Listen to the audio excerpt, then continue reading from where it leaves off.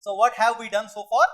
We started with looking at the structure of crystalline materials, and then we have discussed different types of crystal structures, and then during the time we said there are different ways of representing crystallographic points, directions and planes, both in FCC, cubic and HCP structures, and then we have discussed how one should identify a planar density, calculate planar density or linear density, right? And then we have studied how one should identify close packed planes and close packed directions, right? And that is when, and we also have studied the X-ray diffraction, how to find out, how one would find out the crystal structure by doing the X-ray diffraction.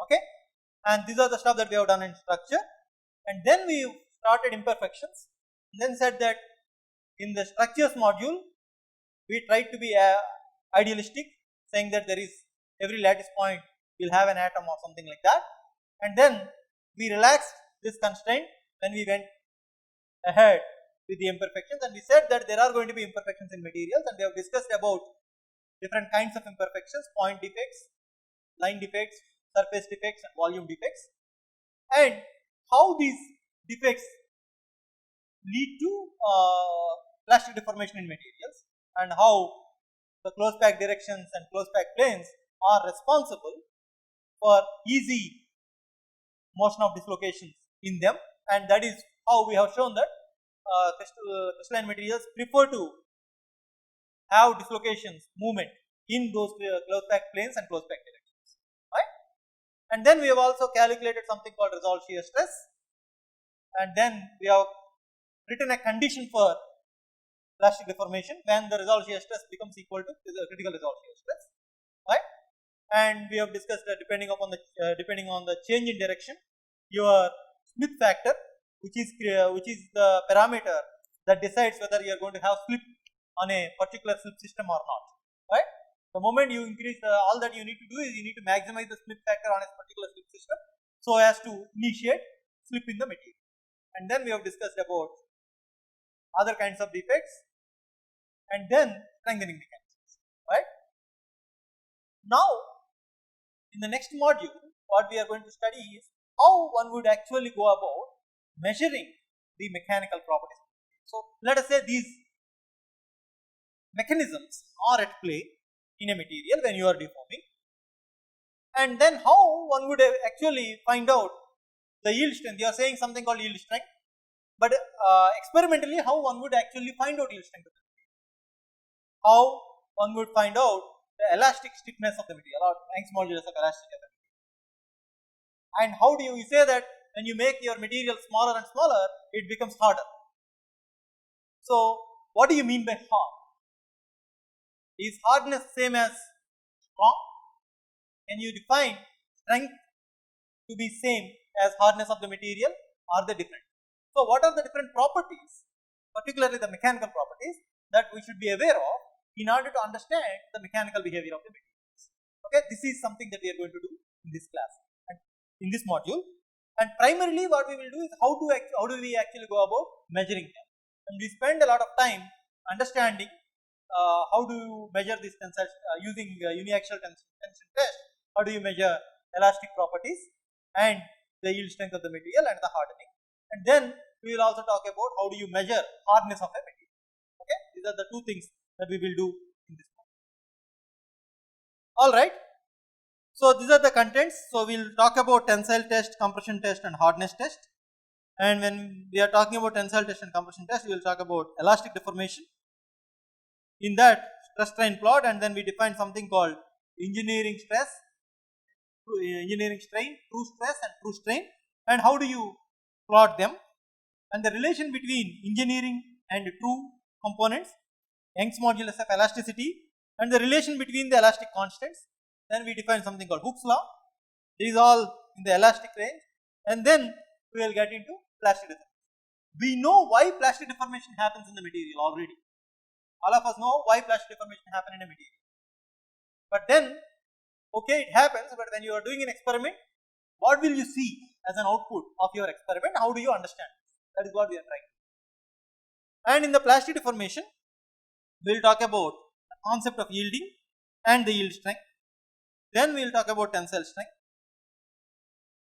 And during this discussion, we will dwell upon something called consider as criterion. We will talk about it when we encounter that. And then we define other properties. I have been using this word called ductility quite often. But how do you actually go about defining the property called ductility? What do you mean by ductility of the material? And we also have to define something called resilience, toughness, and elasticity. So these are the properties of the materials. How do you go about defining? Then we define another property called hardness and how one actually measures this hardness.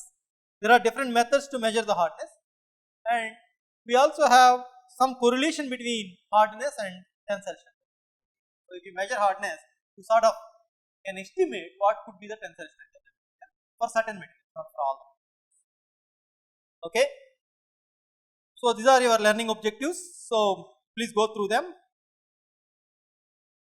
And most important thing is that you should be able to discuss, you should be able to connect the microscopic details of deformation that we have discussed in the last module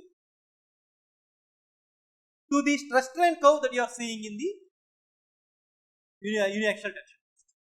So you have seen your uniaxial tension test, you have done your uniaxial tension test in the applied mechanics lab, and you have seen this yield point and then upper yield point, lower yield point. I don't know if you have observed. But how these individual points can be interpreted with respect to the microscopic mechanisms at play at the atomic scale that we have discussed until now. So we should be able to connect these two. And if you are given a dimension of a specimen before and after the test, you should be able to plot the true stress strain curve from the engineering system. You just get, first you are given an engineering stress strain curve, and then you are given initial dimensions and final dimensions of the part, and then you should be able to generate the true stress strain curve that you should have done already in the lab. And name different hardness tests and note the differences. What are the different kinds of hardness tests and the differences, and how one can convert the hardness value to approximate strength. Okay. Okay. All right. What do you mean by stress? Without looking at the slides, how do you define stress? So this is actually the way that I have defined here is a naive definition of stress, defining stress as a force per unit area. It is okay, but it is not really the right way to define stress, right? So when you are applying load on a material, then material offers some resistance. The resistance offered by the material per unit area is what you call stress. Okay, but then this is a little tricky because this gives you an impression that the load acting per unit area, the resistance is also a force per unit area, sort of gives you an impression that, I don't know what kind of an impression that does that give you. Does it give you an impression that it's a scalar quantity or a vector quantity?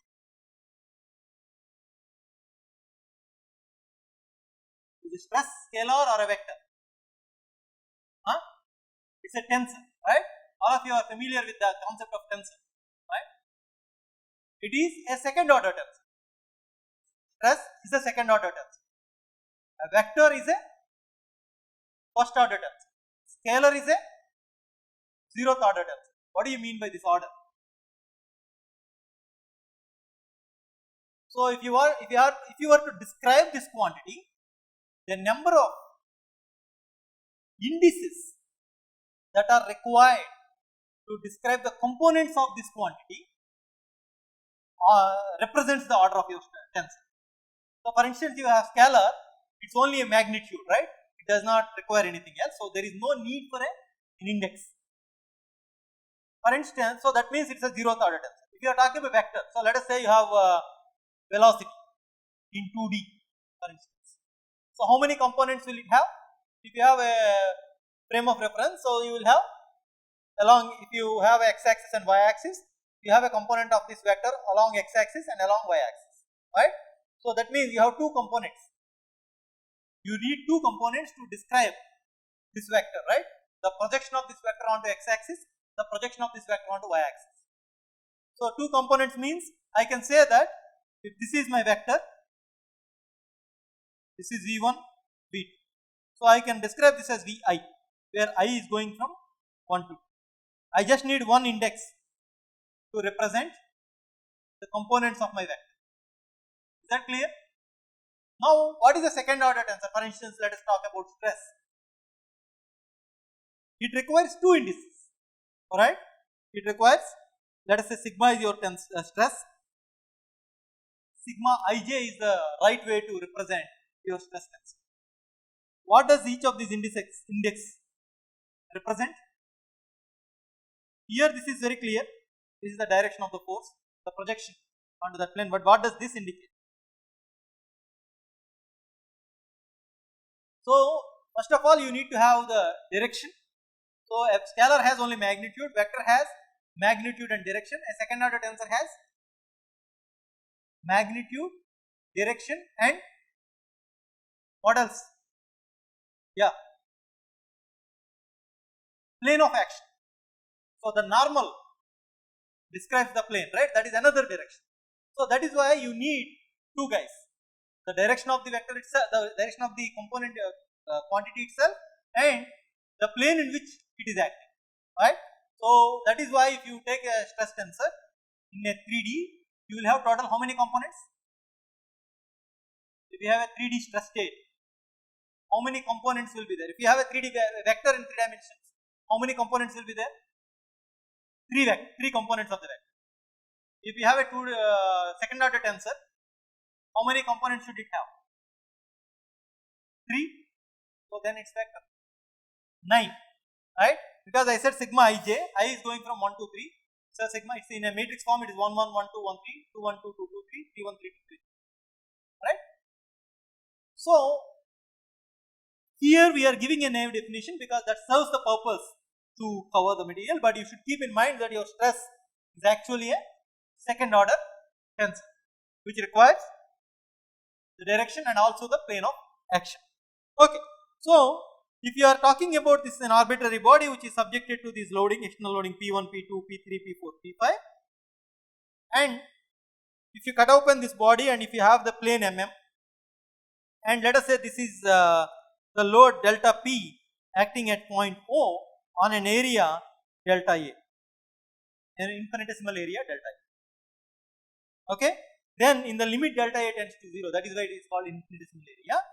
The stress is defined as delta P over delta A. Okay. Now, if you carefully look at it,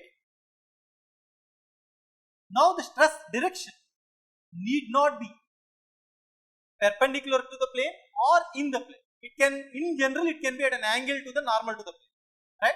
If this is my, so if this is my plane, right? So this is at an angle. So let us say Z is the normal to the surface, normal to this plane. So my load P in general be at an angle to the normal. Sometimes it can be actually parallel to the normal or perpendicular to the normal, in the plane or out of the plane, but in general it is at an angle to the normal. Then I can actually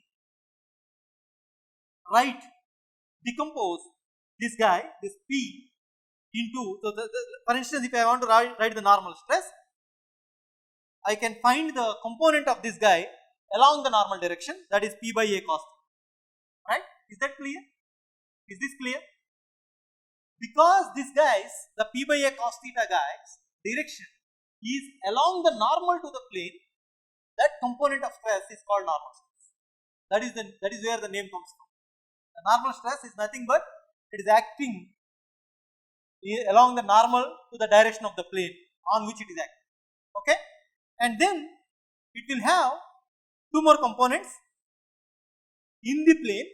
They are called shear components. So the component of this guy into the plane will be P by A sin theta, and then again you resolve that along the y direction and x direction. Then along x direction it will be P by A sin theta sin phi, along y direction p by a sin theta cos theta. Right? So that means in general, in any plane, given a plane, you may have one normal component and two shear components of the stress in general. Right?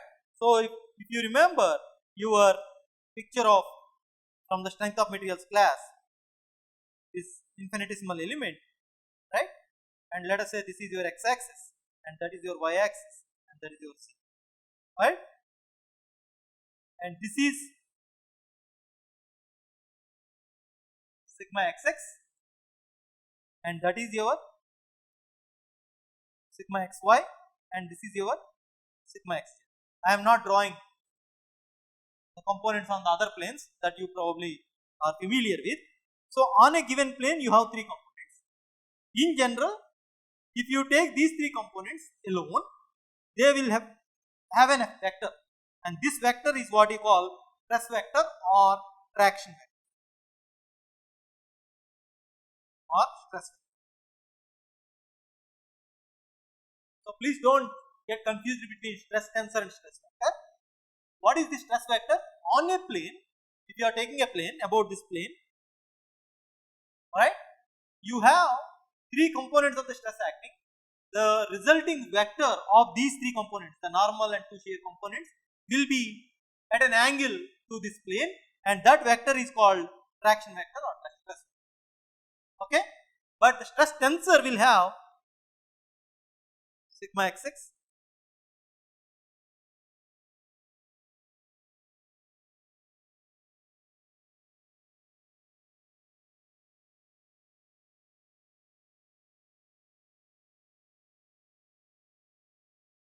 okay, and so let me write this.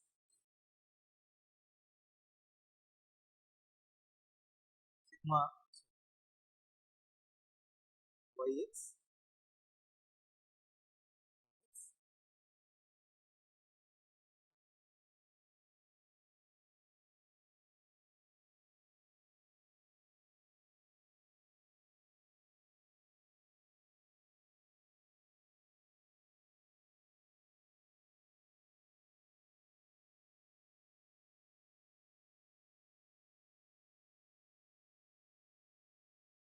okay, this is your stress tensor. 1 minute. And if I so now if I want to find out this traction vector, what is this plane? That is the traction vector on that plane, right? What is the normal to that plane? What is the normal vector? 1 0 0. So if you operate this guy on this vector, what will you get? You will get a vector, right? What would that vector be? Sigma xx, sigma xy, sigma xz. What did you get? You got the traction vector on that plane, right? So when you are operating a second order tensor on a first order tensor, you will get a first order tensor, right? And that first order tensor is actually, so here if you want to write this one, the traction vector is equal to the stress tensor dotted with normal vector. So here the normal vector to this plane is 1 0 0. So when I multiply this guy with the, when we operate this one on this normal, I should be getting traction vector acting on that plane, and that is the traction vector that we got. If you multiply the same guy with this normal, you should get this component. Like that, if I want to, let us say this is my 1 1 1 plane. If I have to get the traction vector on this plane, what all that I need to do is I have to multiply this stress tensor with 1 1 1, so that I get the traction acting on that particular. So like that you can actually calculate traction acting on any. And if you find a plane, and when you, let us say you are multiplying this and you get a vector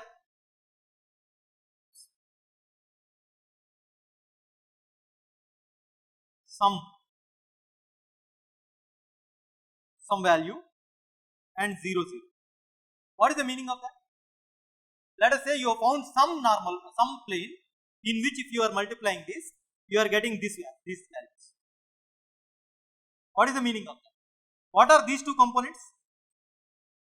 These two are shear stresses and this is normal stress, isn't it? So what happens? On this plane, you don't have shear stresses. That's what you are telling. So that plane is your principal plane, because principal plane is a plane on which you only have normal stresses, shear stresses are 0. So you can actually find out the principal stresses or principal planes using this relation, right? You have a stress tensor. If you know the stress state at any point, all that you need to do is you need to find a normal or a plane along which this becomes true. Only you will have normal component, the shear component. Right? All right, we'll stop there.